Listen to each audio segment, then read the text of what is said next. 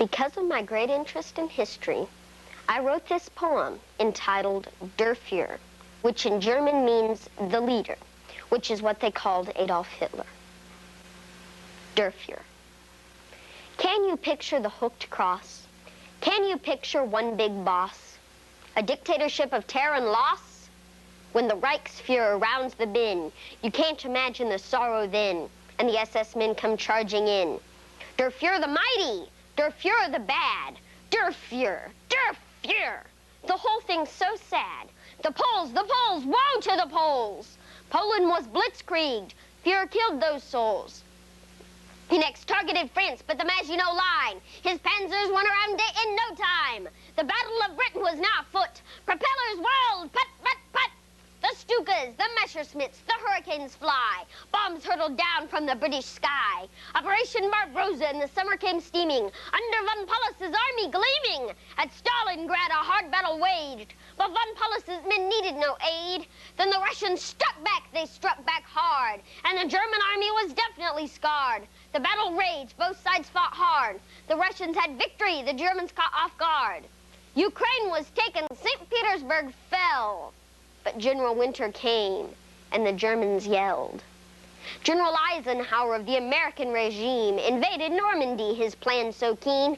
Thousands of ships made from iron and steel, billions of shells grinding coast to meal.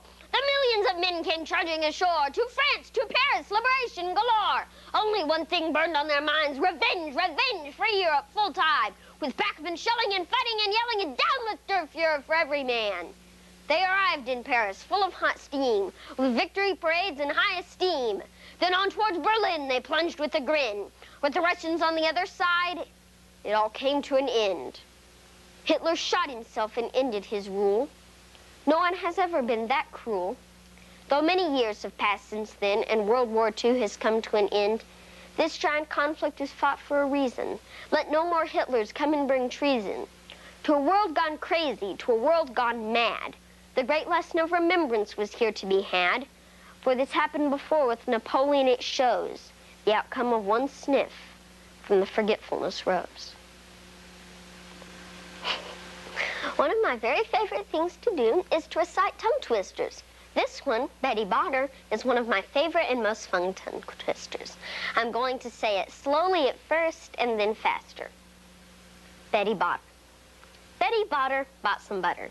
But, she said, this butter's bitter. If I put it in my batter, it will make my batter bitter. But a bit of better butter will make my batter better. So she bought a bit of butter better than her bitter butter. And she put it in her batter, and her batter was not bitter. Now faster. Betty Butter bought some butter, but this butter, if you put in my batter, will make my batter bitter, but a bit of better butter will make my batter bitter. So she bought a bit of butter better than her bitter butter, and she put it in her batter, and her batter's not bitter.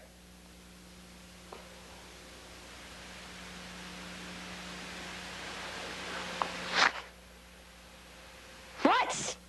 You uneducated Germans! No response. I'll teach you the correct response. Repeat after me. Heil Hitler! That's better. Now, I heard you wanted to hear about me. Well, I'll tell you about me. You see, it all started in a small town off of Vienna. Vienna, yes. I was not born in Germany. Well, I went to the art academy, and I studied hard. I made an excellent painting, but when I turned in my application, the fools rejected me!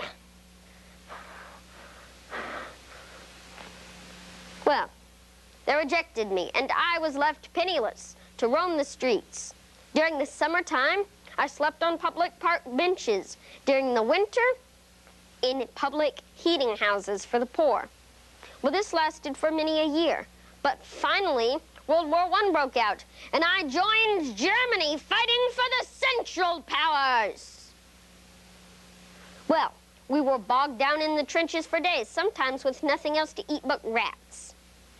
But at last, Germany lost the war, stabbed in the back by the November criminals.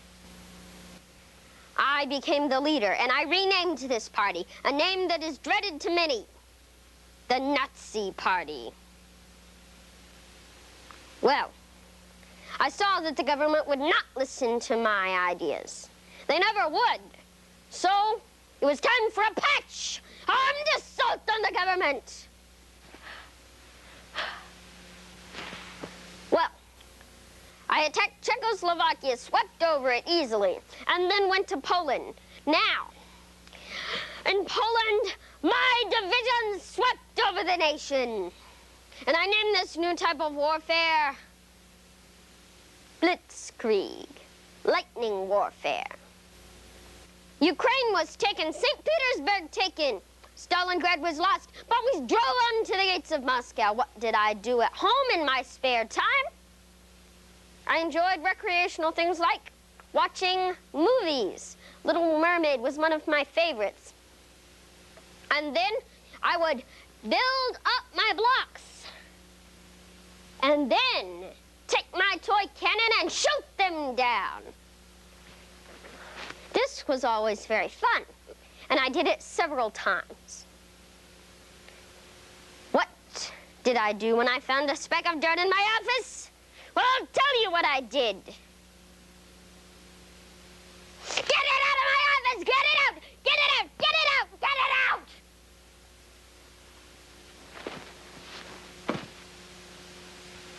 I did not give up, not till the Russians were within yards of capturing my last stronghold. Then, I chose the honorary death of a German soldier. I took my pistol, pointed it to my head, and ended my life.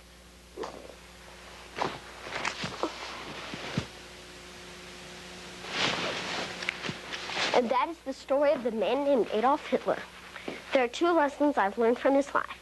The first is my dad said, the most powerful power is the all-consuming power of power.